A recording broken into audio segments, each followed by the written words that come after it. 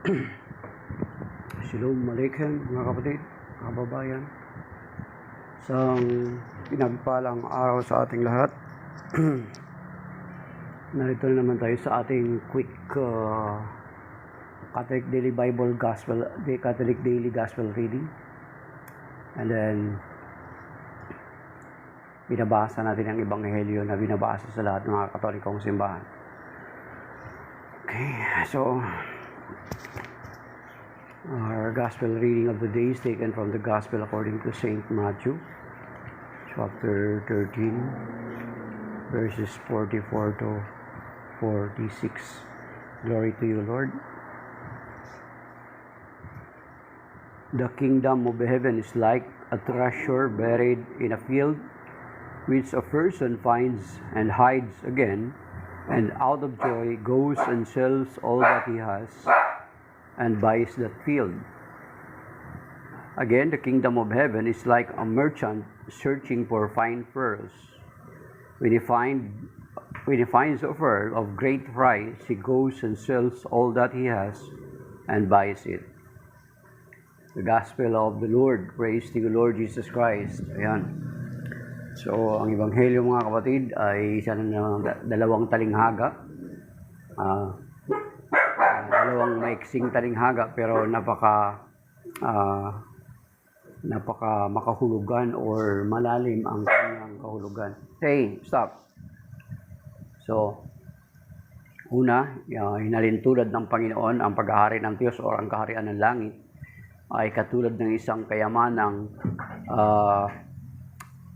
nahukay sa isang field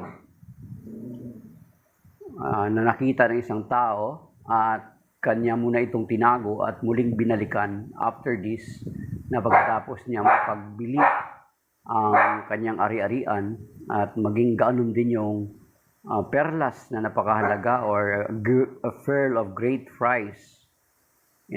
Pangalawang paghalintulad ng Panginoon ng paghahari ng Diyos ay katulad ng isang mga lakal na naghahanap ng isang fine pearls. At nang makakita silang pearl of great price, he goes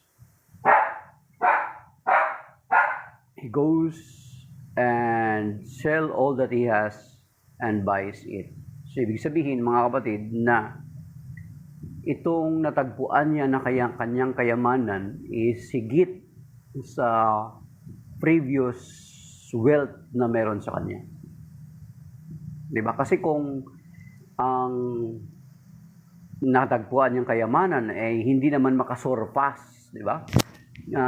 Ang kanyang kayamanang natagpuan ay hindi naman makasurpass sa previous na kayamanan niya, bakit niya pa ipagbibili? Kung hindi naman makasusurpass or hindi naman niya mahigitan. Diba? Hindi niya naman mahigitan yung kayamanang meron na siya dati pa. Diba? So, ganun din yung pangalawa, a pearl of great price. Pinagbili niya rin yung kanyang ari-arian kapalit ng pearl of great price.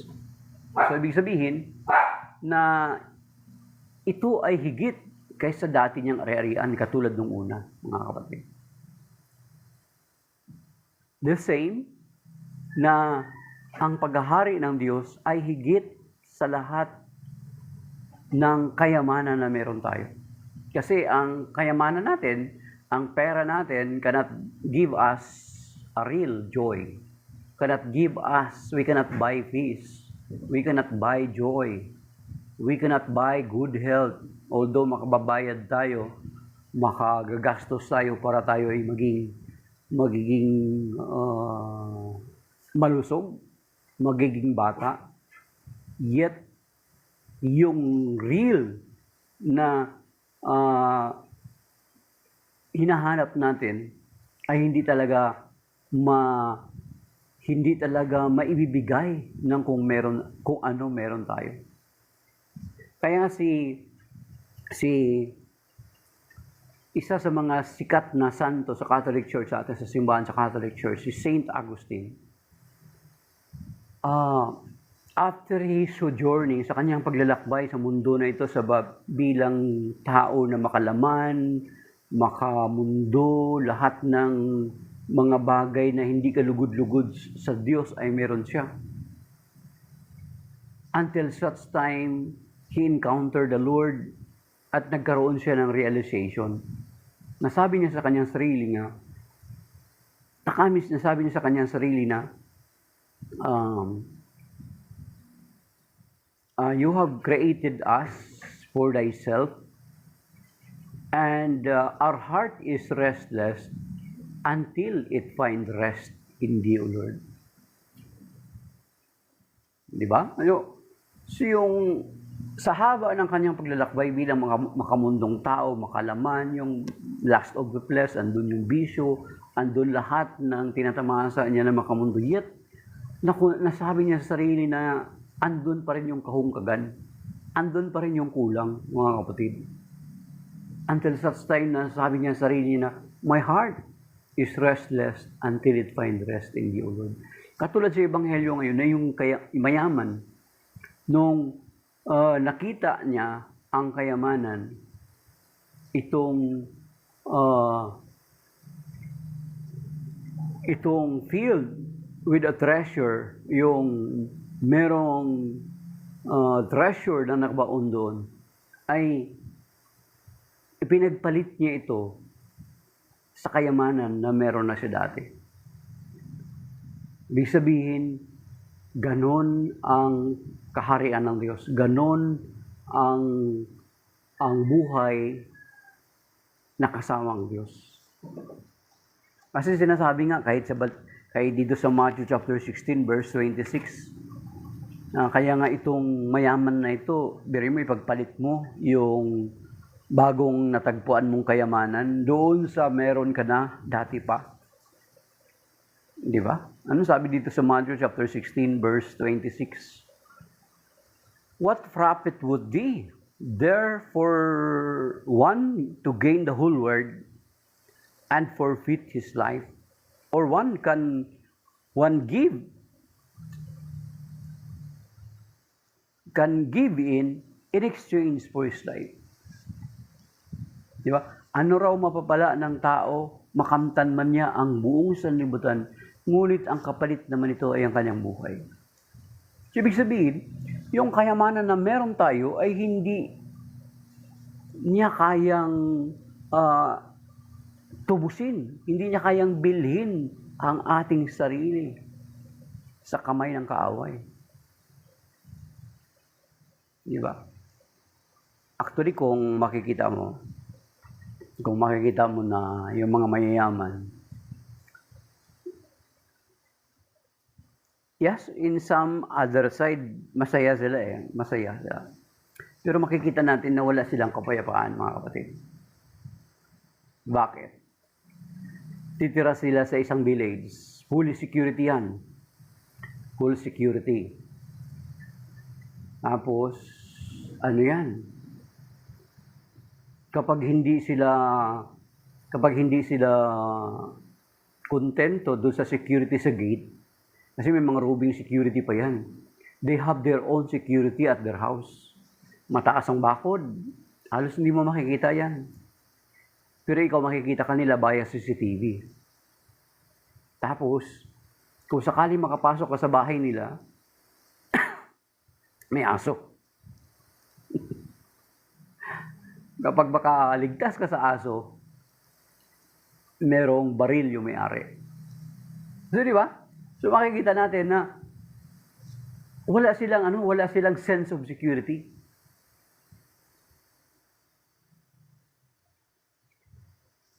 Kaya nga dito sa Ebanghelyo ngayon inihambing ng Panginoon ang paghahari ng Diyos ay katulad ng isang merchant o isang tao na nakatagpo ng isang kayamanan sa isang field na yung dati niyang kayamanan ay pinagpalit niya sa kayamanang natagpuan niya. Kaya kung makikita nyo na merong mga sikat na mga model o mga sikat na artista na after they encounter the Lord, lalo dito sa atin, meron dito sa atin si Chinchin Gutierrez, di ba?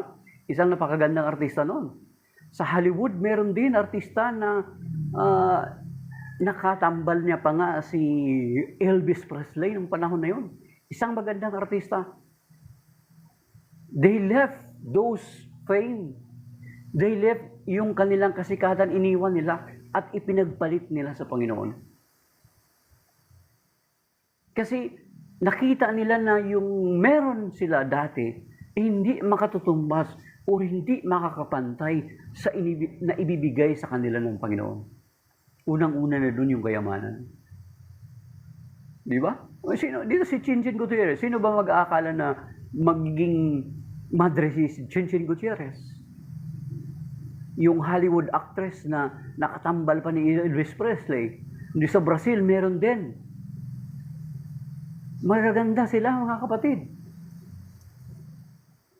Actually, meron kaming member ng choir. Maganda. Hindi man sa katangkaran kapag mapanood nyo to. Hindi man katangkaran, pero maganda, nagtatrabaho na. Ngayon, she's now na under sa observation, andun siya ngayon sa mga religious sa amin, ng mga sisters na PSDV. Ang gandang bata, as in cute. Choir namin, kasama namin sa choir. Tapos yung isang kasamahan namin na sa dati na po siyang napunta sa Born Again. Pero naka-attend sa seminar ng parokya under sa Parish Renewal Experience, under evangelization. After that, she decided not to go back to that Born Again denomination. Ngayon, andun din kasama siya ng kasama naming choir. Hindi ko lang bagitin ang pangalan. Ipag-pray niyo sila. See, ibig sabihin, yung meron sila ay hindi mahihigitan na natagpuan nila. Yung natagpuan nila ay yung paghahari ng Diyos. Listen with us, mga kapatid. Yung kayamanan natin, hindi natin maipapantay sa maibibigay sa atin ng Panginoon. Kaya nga dito sa John 16:33, mga kapatid, may sinabi dito ang Panginoon na kung bakit marami mga tao na, kahit ito pa, isa pa pala mga kapatid, si Saint Francis of Assisi, mayaman po siya, mga kapatid. Isa po siyang mayamang tao sa Assisi, sa Italy. Sa Assisi, hindi niya apelyido yung Assisi, Francis siya. Sa Assisi. Mayaman po siya. Yet, ipinagpalit niyang lahat kapalit ng paghahari ng Diyos, kapalit ng kaharian ng Diyos. Kapalit ng kingdom of God, ng langit. Iniwan niya lahat. Ang pag-aalam ko, parang tinakwil siya ng kanyang magulang. Everything, wala siyang nakuha. Kaya nga, di ba siya yung santo na napakasimple? Kaya nga yung Pope Francis natin dati, siya yung sinundan, siya yung parang pattern. Namuhay ng simple si Saint Francis of Assisi. Kapalit, dati siyang mayaman, ipinagpalit niya yung buhay na pagiging mayaman dito sa daigdig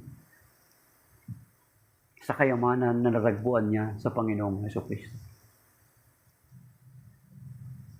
Those are some. Si San Agustin. Dami, mga kapatid. Kaya nga sabi dito sa mayroon dito sinasabi sa John chapter 16 verse 33. Ang sabi dito, mga kapatid, sabi niya, I have told you this so that you might have peace in me. Meron kayong kapayapaan sa akin. Yan yung sinasabi ng Panginoon. Sabi niya, in the world, dito sa sanlibutan, dito sa daigdig na ito, you will have trouble. But take courage. I have conquered the world. Di ba? Oh. I have told you this so that you might have peace in me. Meron kayong kapayapaan sa akin. Ngunit sa sanlibutang ito ay marami kayong kabalisan. Kaya nga, isa pang biblical figure, si Saint Matthew. He is a tax collector. Wala pong tax collector na mahirap. Kaya nga, after He was called by the Lord. Di ba? Nagpiging siya sa kanyang bahay. Ibig sabihin, mapera siya, mayaman siya. Yet when the Lord called him, he left everything and followed the Lord. Kaya nga merong kanta na, sa charismatic to, hindi ko lang alam kung kinakanta rin ito. Maligaya ka ba sa iyong katayuan? Yun, merong kanta nga lang.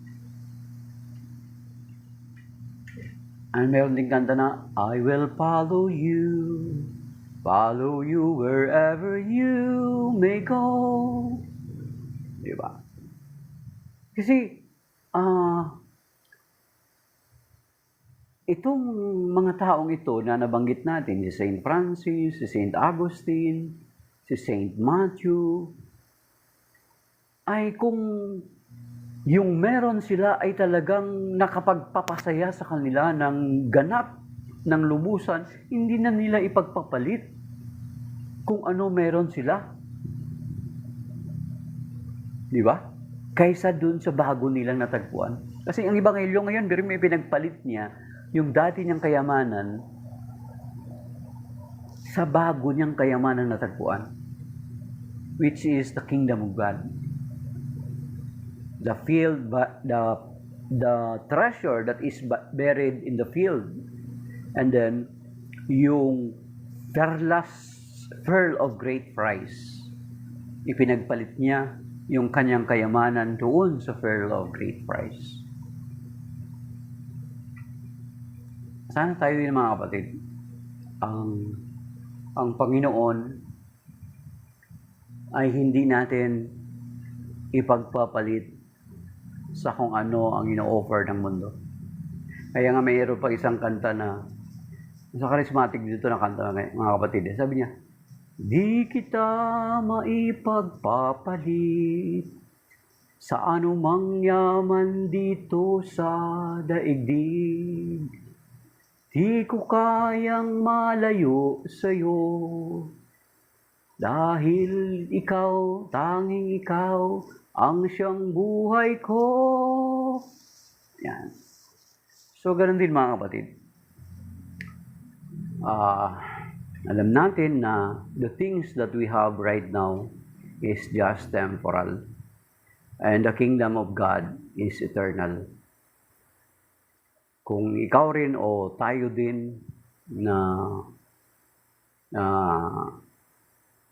nagpinagninilayan natin ito, ay hindi natin ipagpapalit ang ating pananampalataya sa mga bagay sa daigdig. That is why marami tayong mga martyrs na nag-alay ng kanilang buhay kapalit ng paghahari ng Diyos. Katulad ni San Lorenzo Ruiz, isa sa mga tagpo ng sa torture, kasama sa torture, na natin torture siya, ay inoperan din siya ng kayamanan kapalit ng kanyang buhay. If you will refuse if you will reject Christ, you will reject your faith, ay hindi ka mamamatay at bibigyan ka pa namin ng pera. But despite of that offer, ang sabi ni Saint Lorenzo Ruiz, sabi niya, kung meron lamang ako 1,000 buhay, ay patuloy ko itong sa Diyos iaalay. Kaya meron din na compose na kanta na, kung mayroon lamang akong 1,000 buhay, hindi pagkakait, lahat sa'yo'y ibibigay, gayon pa man sa'kin, nag-iisang taglay, ilalaan bawat saglit, upang ibigin ka ng walang humpay. Gaya ng dagat na hindi napapagal sa pag-agos, puso ko ay sa'yo nagmamahal. Sa habang panahon, kayamanan, kalimutan ka na. Sa ganun mga kapatid, sabi ni San Lorenzo Ruiz, if I only have 1,000 lives, I will continue to offer it to the Lord. Di ba si San Sebastian? Halos lahat ng mga martir, mga kapatid, they chose to be killed rather than to denounce their faith. Because alam nila na yung meron sila sa daigdig cannot be compared to what God can give to them. At yun yung sinasabi dun sa Romans chapter 8, mga kapatid. Na sinasabi dito, may sinasabi dito sa Romans chapter 8. Basahin nito natin ito bago tayo magtapos. Okay, sabi dito.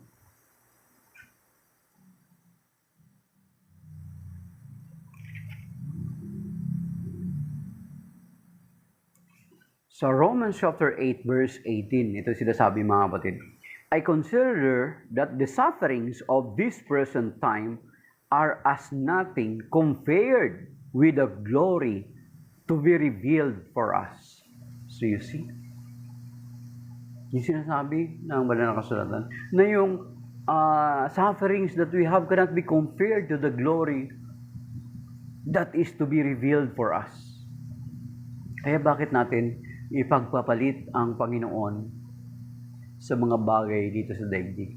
Sapagkat ang mga bagay dito sa daigdig na ito ay just a temporal, are just temporary. Kung ang ating buhay ay nakabaon, mga kapatid, sa buhangin. Yung mga buhangin, ibig sabihin temporary, weak, mga temporary things. Pagdating ng unos, babagsak tayo. Basahin niyo sa Matthew chapter 7 verse 24 to the following verses. So bakit hindi natin i-anchor ang ating pananampalataya sa Panginoon sa bato? Sapagkat ang naka-anchor sa Kanya ay cannot be shaken. Ngayon kung ang tiwala mo, you only trust with your wealth that is passing, that is temporary, then time will come, pagbagsak ng kayamanan mo, kapatid, kasama ka. Unlike na kung nakaangkla ang buhay mo sa Panginoon, pagdating ng mga pagsubok, hindi ka matitinag sapagkat alam mo na God can replace it 100-fold, mga kapatid. So maybe that is by now, mga kapatid. Shalom, and may God bless us and keep us safe and sound sa araw na ito. Amen. Signing off, my brothers and sisters. Thank you sa mga nag-like, sa 29 likes, at sa mga nag-tap ng screen, or maging sa hindi man nag-tap ng screen, yet alam natin na kahit paano ay pinakinggan tayo or napakinggan tayo. It does not matter kung gaano kahaba or kaiksi ang ating napakinggan. God can make it grow in our heart, mga kapatid, sapagkat alam natin at naniniwala ako na ang salita ng Diyos ay buhay. Hebrew chapter 4 verse 12, His word is like a two-edged sword. So, whether it is maliit or kunti man ang narinig ng mga tao makapakinig, it does not matter. It is not matter kung magaling man yung nagsasalita. What matters most is God who waters and make this seed grow in our lives, mga kapatid. So, shalom to this by now. May God bless us and keep us safe and sound sa araw na ito.